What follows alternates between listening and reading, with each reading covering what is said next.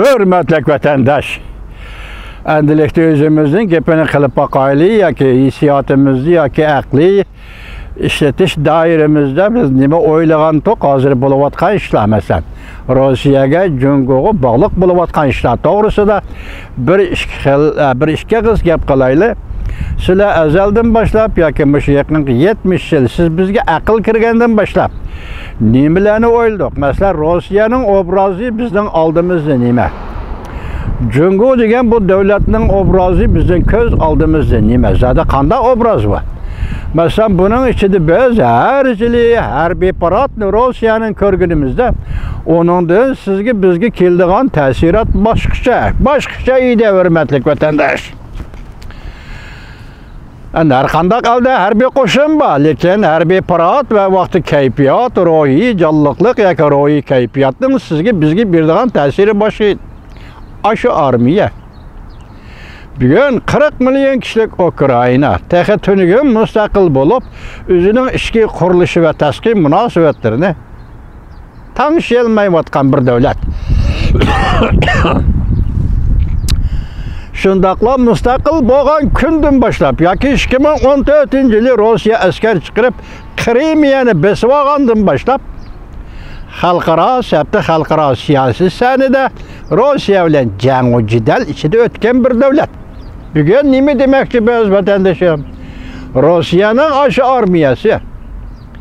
Ya ki Rusya armiyası komandallık kılıvatkan Rusya hükümetinin aşı nopozu, aşı obrazı bugün Ukrayna'da tamamen tarmarbol. Sizin tasavvurunızdaki katmanlıkını yokattı.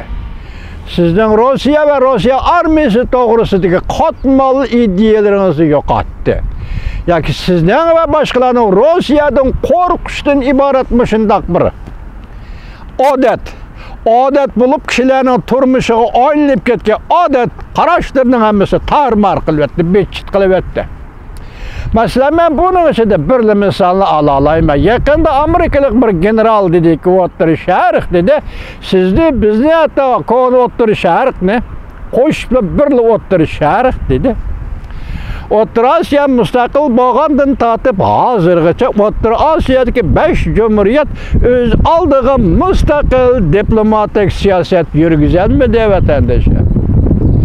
Yakında Kazakistan vakası yüzbege vakt torbetlerde Otturu Asya'da yazılan haberler nemi değildiyse bu karısınız bu cumhuriyetlerinin armiyası meşgede savatıda değilsiz.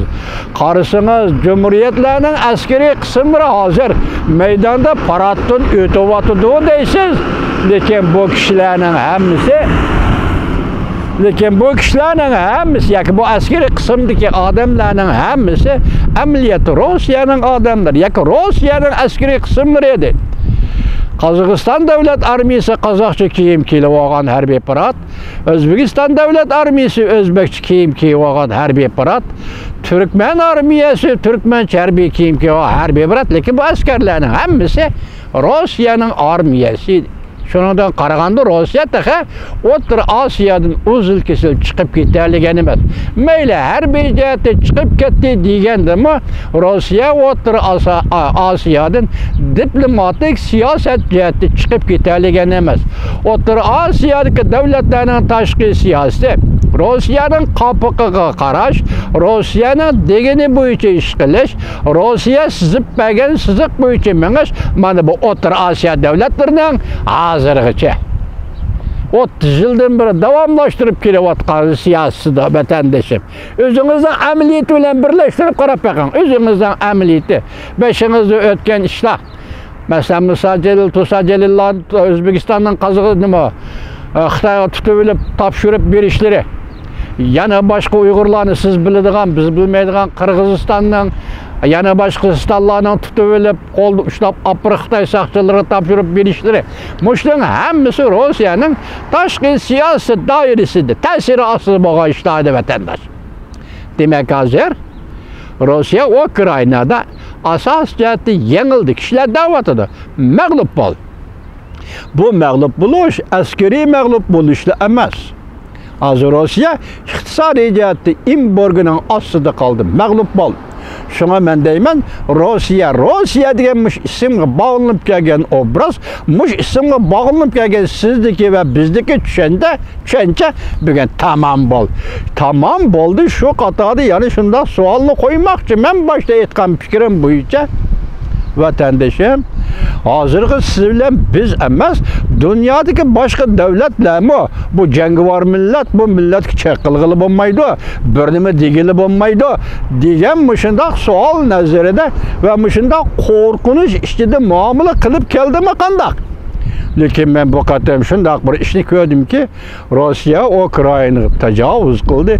Amerika oshkor yordam qildi Ukraina xalqiga, askariy qismlarga 200 milliard, 800 milyon dollar. Voy, 800 milyon dollar, avval 200 milyon dollar.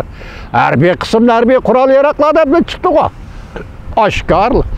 Hatta NATO'ga a'zo davlatlar Ukrainaga oshkor yordam qildi. Bu koç yoki Rossiya degan mush ismga bog'lanib qolgan odatni yoki Rossiya degan mush ism bog'lanib qolgan obrazni bitchit qilish uchun butun Yevropa o'rnidan qo'zg'alib ko'tarilib chiqdi. Bu nima ish deb men shuni hayron qilyapman vatandoshim. Hozir ham urush maydonida tuninki xulosa Rossiya armiyasi kirgan yerida, mangan yerida, to'xtagan yerida to'xtab qoldi, harakat yo'q. Endi buni faraz qilib ikkinchi qatimli hujumga tayyorlik qilyapti deyishyapti to'rbetkilar zada qandaq. Lekin Rossiya armiyasi turg'anli yer to'xtab qoldi. Lekin Ukraina askariy qismlari shiddat bilan, qaysarlik bilan jang qilyapti vatandoshlar. Yuqorida ko'rib o'tdik. Ukrainada 250 ming o'smir narsida bolani. Biz mush 2-3 yil, 4-5 yildan beri ko'rib o'tdik. Uyg'uristonda ota-onasidan ayrilib qolgan narsida bolani.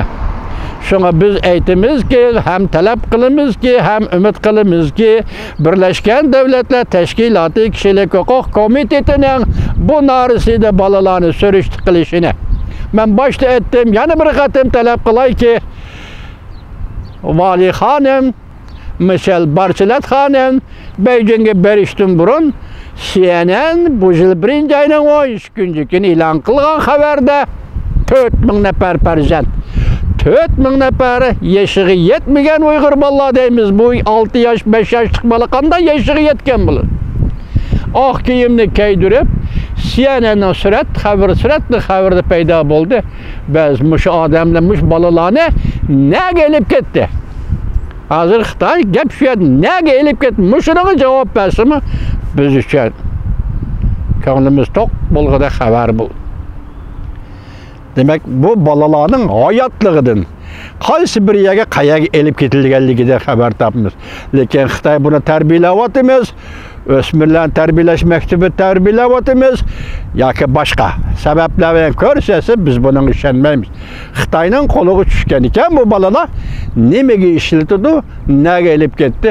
Shu bugungi leksiya yana bir osildiki o'tkazilgan 3 cho'ng yig'indan va bu yig'inda Rossiya bilan Xitoyni, Jongoni bir qatorda qo'yib muhokama qilgani, masalalarni shunday muhokama qilgani, Rossiyaning tajovuzi va Rossiyaning tajovuzi kim yordam beryapti degan mush masalalar bo'yicha muhokama qilishning ro'y ostida men Birlashgan Davlatlar Tashkiloti Kishilik huquq komiteti Michel Bachelet xonimning bu qatam iltimosimda 4000 bola, boshqani qo'yib turaylik, 4000 bola nega elib ketildi?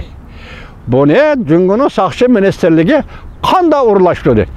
Tekshirishini va Jungo hukumatiga shunday savol qo'yishini umid qilaman vatandoshlar.